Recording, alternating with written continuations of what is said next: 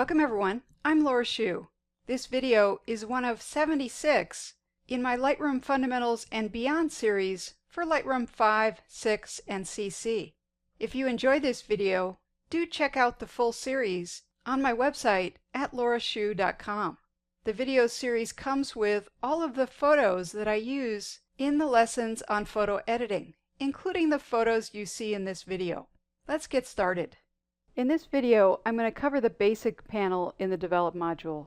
This is the most important panel in the whole Develop module as far as I'm concerned. I wrote a blog post titled something like, "The most important thing you can do to get stunning results from your photographs in Lightroom."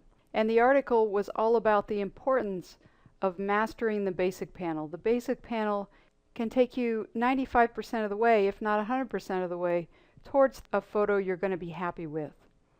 Now, as far as doing cropping and spot removal before the basics panel, I can do those anytime. So I actually am going to go ahead and crop this photo in a little bit.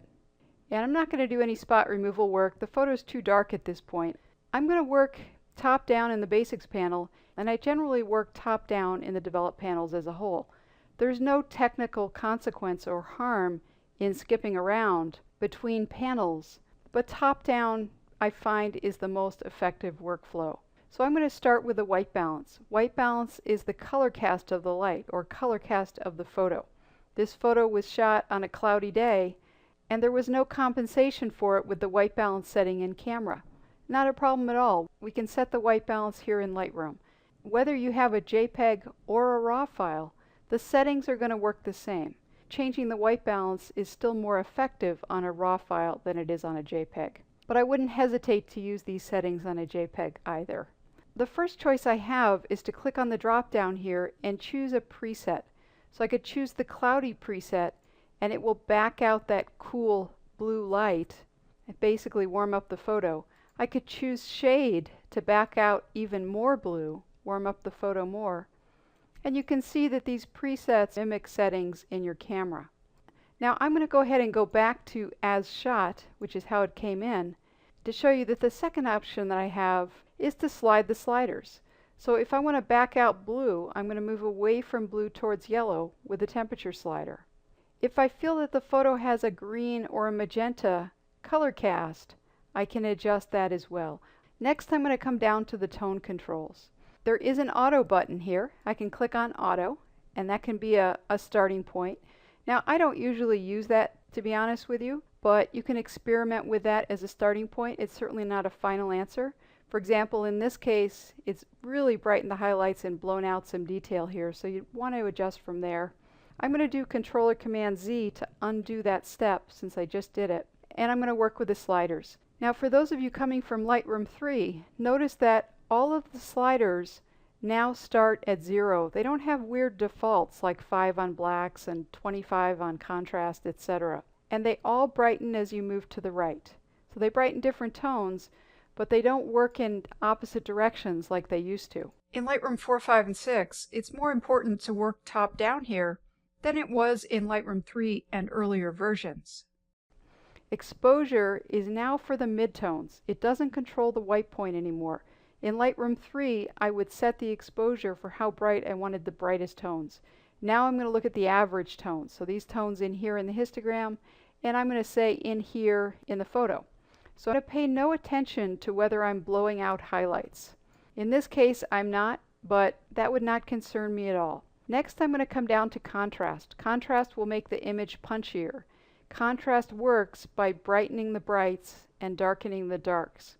Now, because there's so many bright tones in this photo, contrast is tending to brighten up the entire photo a little too much. So I'll come back up to exposure and just nudge it down a little bit. Reach a compromise in there. Next, I'm going to come down to highlights and shadows.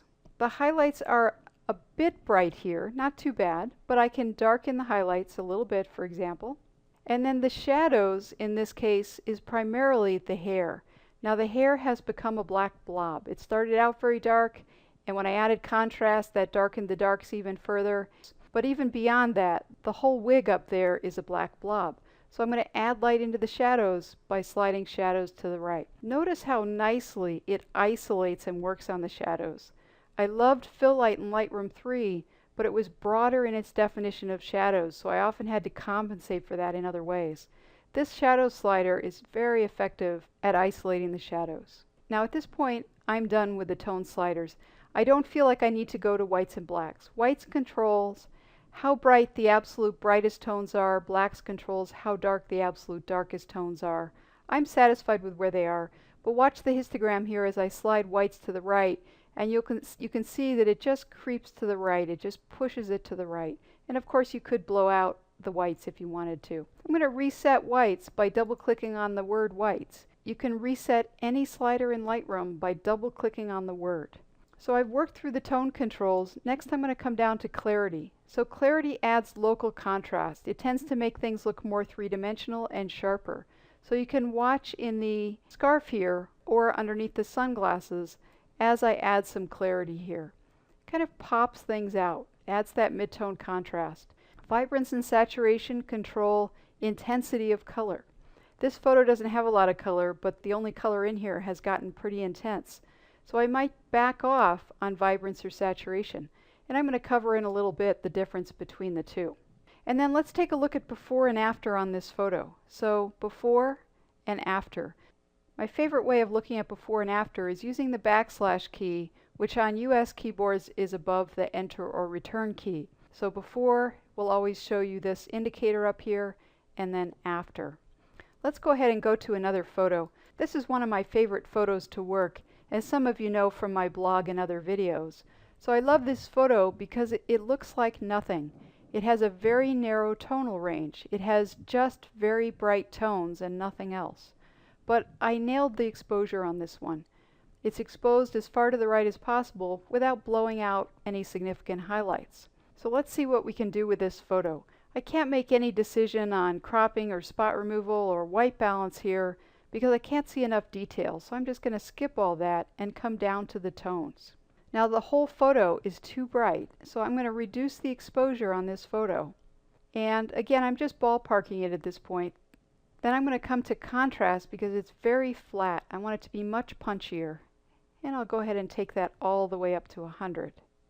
Next I'm going to come down to highlight. I want to brighten up the bright tones in the photo. So what I tend to do is slide it too far, see what the effect is, understand, and then if necessary back off. I don't feel like 100 is too far. These tones in here are the brightest tones in the photo, as well as maybe up here in the clouds, and they look fine to me. Next I'm going to come down to shadows. I want to darken the dark tones in the photo. So I'll slide that one all the way to the left. Now as I'm doing this, I'm noticing that the corners are all dark. They're all dark because this lens produces vignetting. It's a flaw in my lens. So I'm just going to immediately jump down to the lens corrections panel. I'll have a separate video on this, so this is just a quick preview of it. And I'm going to click to enable the profile that's built in for my lens. So if I turn this off and turn it on, you can see that that brightens the corners and also fix some distortion in the photo.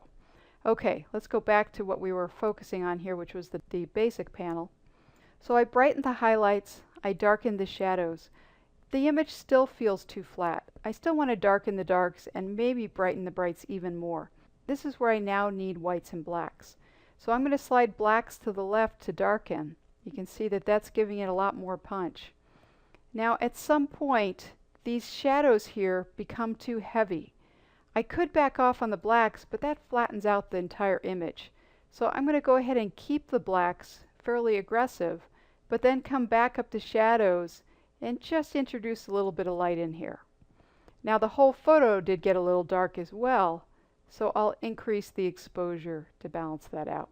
So I've brought the blacks down to darken the darks. I'm going to experiment with brightening the brights a little bit more.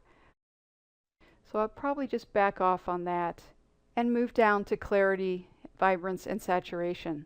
So I'm going to add some clarity to make things a little more three-dimensional. It tends to bring out the texture in the sand here, the lines in the sand and also in the waves. And then I'm going to experiment with vibrance and saturation to see what combination give me the most pleasing mix in terms of intensifying colors.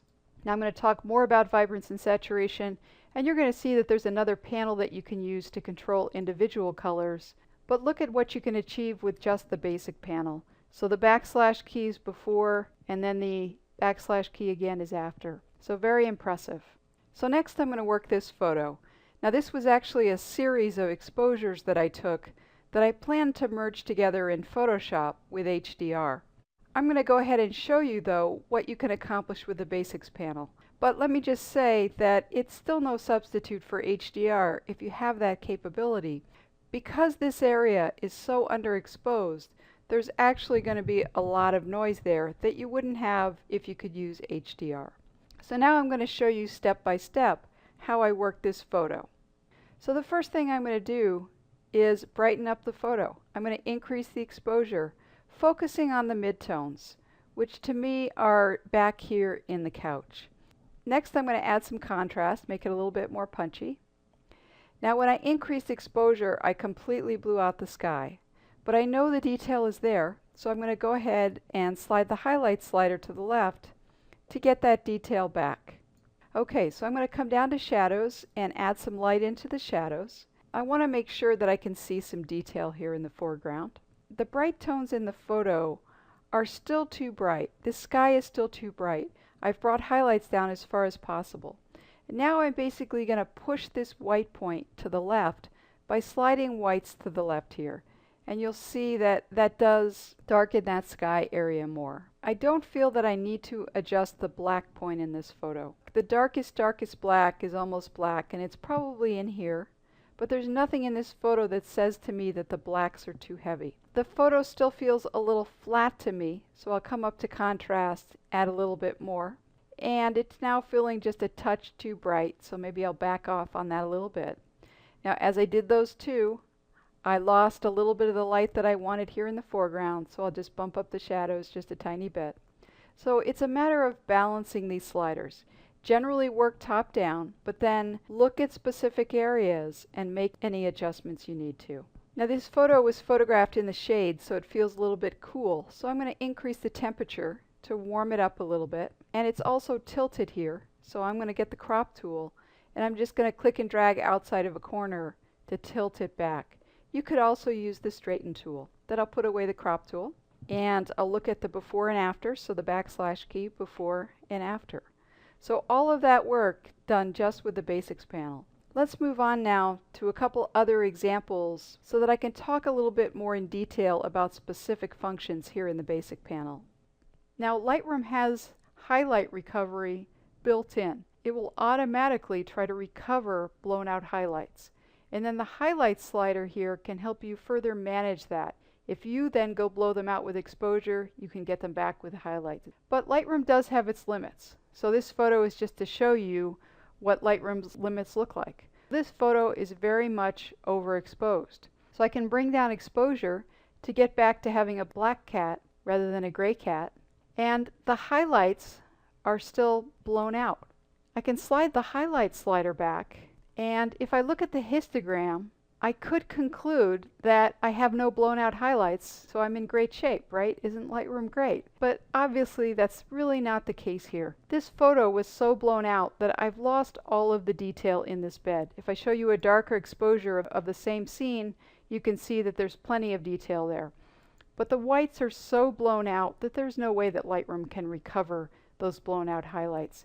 Yes, if I look at the histogram here, there's nothing that goes over the edge into blown out white. All I've done, this spike is now, instead of white with no detail, it's now gray with no detail. And I can zoom in here and you can see there's no detail in there whatsoever. The next one I want to show you is to illustrate the difference between vibrance and saturation. So this photo is a JPEG. It's already been worked in general, but now I want to intensify the color. And what I notice in particular is that the cap is pretty washed out, particularly the blues in the cap. The leaves are kind of washed out as well. So first I'm going to use saturation to intensify the colors. Notice as I take this up that she now has hepatitis. Seattle photographer gives infant hepatitis. Saturation does not protect skin tones. So that's always a danger with saturation. Also, I'm going to go ahead and slide this all the way to 100, and I'm going to zoom in here. If I click on it and zoom in, it's not zooming in any further. I can either use the zoom slider here, or I can go to the navigator panel and choose a greater zoom ratio. I can click and drag here. Okay, let's take a look at, so saturation of 0, saturation of 100. If you look at the reds in the cap, you may be able to see that they've lost detail. They no longer look like individual pieces of yarn. I kind of am starting to get a red blob. But the blues are just barely starting to make it to where I like them. Saturation is an equal opportunity tool. It will saturate all colors equally. It will give all colors 58 points of increased saturation.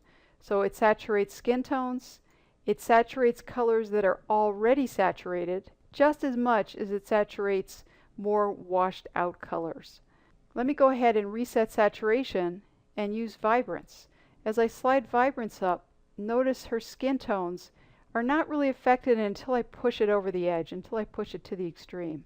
So it's much better at protecting skin tones. Look up at the cap here as I slide it. So I'm at 0, and I'm going to slide it up. Do you notice how it's saturating the blues much more than the reds? So it's focusing on colors that need the most help, that were more washed out to start with. It saturates less saturated colors more than it does colors that start out more saturated. You may have noticed her eyes. Even if I reset these sliders to 0, her eyes have turned bluish.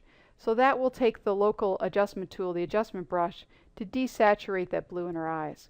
If in a photo I just need a general boost in color, I'm not afraid to use saturation. But if I'm working with portraits, or I'm working with a photo where some colors are washed out and some are already fairly intense, then I'm going to turn to Vibrance that has more power to discriminate. Finally, I want to come back to talk a little bit more about white balance. I've given you two tools so far, the drop down of presets and the temperature and tint sliders. I use the temperature and tint sliders more than anything else. But you also have the eyedropper tool here. I'm going to go ahead and reset temperature and tint by double clicking on them.